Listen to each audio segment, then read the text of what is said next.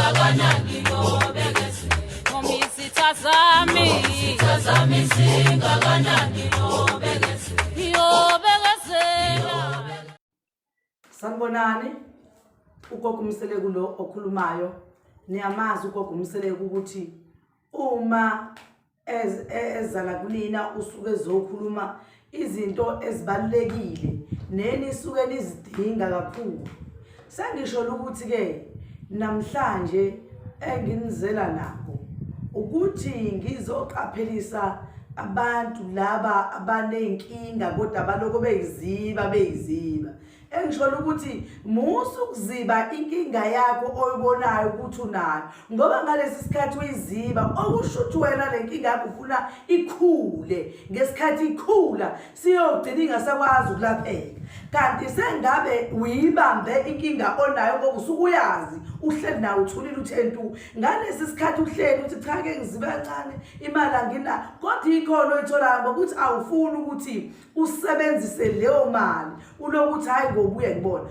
iyakhula into kuwena ngesikhathi ikhula into ingalesikhathi sewungasazokwazi ukuthola usizo ngokusheshsha ekugcineni sekufuna uhamba uphuma ungena uhamba utshela abantu ukuthi hayi ngaya kubani angutholanga usizo ngaya kubani ngangathola usizo kanti hayi ngoba ungatholanga usizo uhlale nenkinga yakho yazi yabankulu ngalendlela ukuthi bese kufanele usizwe sekufanele ithathe eside isikhathi ungasakuthola ukusizakala sengisho ukuthi mina musana ukuthi nivumele lezo zinto ezinjengalezo zamani ukuthi nigweme izinto ezinjengalezo ngoba bakhona abantu abaningi abanganisiza ngezinto uma ubona ukuthi ke awuzange wasizakala lapho kade uye khona usuke usengaya komunye umtshela ukuthi cha bo nginenkinga kanje kodwa ngikuthola ukusizakala ukuze omunye umuntu uyakuthanda ukutshelwa ngento ngoba kwenza ukuthi ayilalele kahle ngesikhathi umxoxele kwesisikhathi athi umuntu umcela ungihlolele kwesisikhathi ngalesikhathi ehlola umuntu zingasaveli zonke kanti kube kuthiwa mhlambe bumane wamxoxela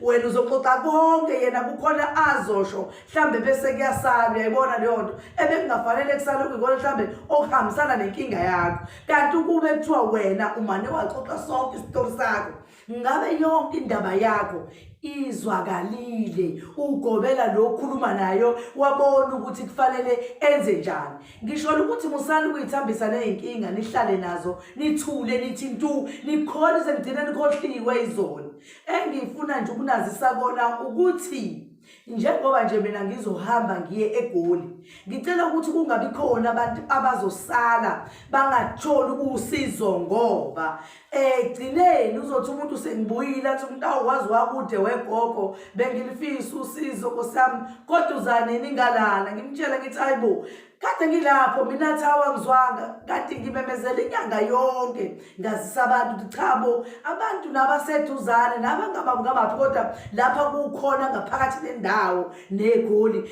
babaseduzane abangakwazi ukufika ongazofana kubona noma besuka eindaweni zabo beza la eKZN lapha ngizobe ngilapha ngisondelela abantu abaningi ukuthi bafike basondele kuze bakwazi abantu bakithi bathole usizo ngoba yikho into ebalekile njengokuthi kufanele uthole usizo oluzokusiza wazi na ukuthi njengoba ngila kule step lesengisona fanele mangisuke la ngenze lokho ngoba kuyinkinga ukuthi ube nesifo ekuthiwa stapheki sikudla inhliziyo yakho ihleze nje ibhlungu ngaso sonke isikhathi ngithi ke namhlanje ngisafuna futhi ukunikhumbuza ukuthi njengoba ngikhuluma ngeindaba zeGoli nje ngizobe ngiyiseGoli ngomhla ka5 no6 lapha khona ngizobe ngiseGoli ungalali ngoba mulala washiwa uzosala nezinto zakho njalo unyaka uqala ayikho into ebaluleke njengokuthi unyaka uqala silungise izinto zethu sizilungise kuse lokho kwenzela ukuthi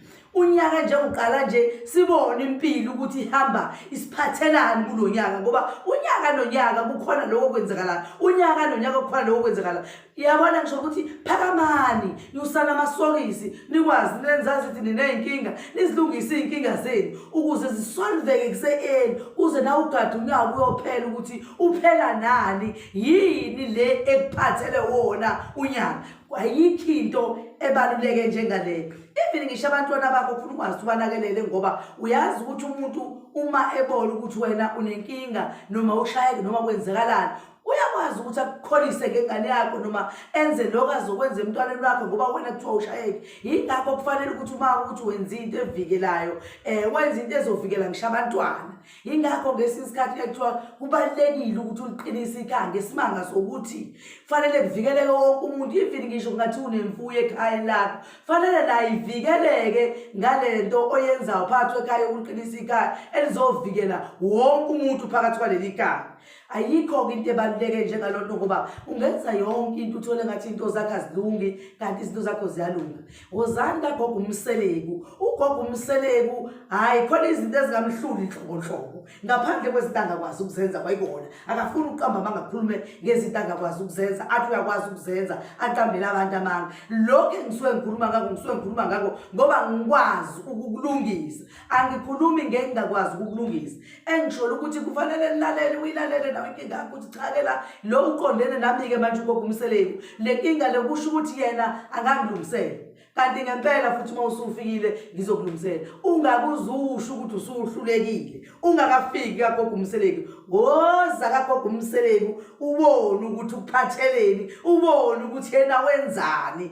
Ulungisa eziningi izinto lezi ekuthiwa seyihlulile bese yena uyazilungisa. Ayiqaqe azaqaqe ngisho amafundi ethiwa akhe nayitelwa aboshwadi kuthiwa ngasaqaqeki kodwa bese ngiyawaqaqa. Hayi abaningi abantu banezinto eziningi bathi umuntu hayi sengihambe kakhulu sengehlulekile. Ngithi mina phela bungakazi uzufike la kumina bayisefikile ngempela. Umuntu uvalathi yayiqala into enje njenganezinto eziningi nje ezihlupha abantu. Hayi bandla abantu ngiyacela ukuthi bamfonele uGogo Mseleku. uGogo Mseleku uyabonga kakhulu. Thokoza makhosi amakhulu.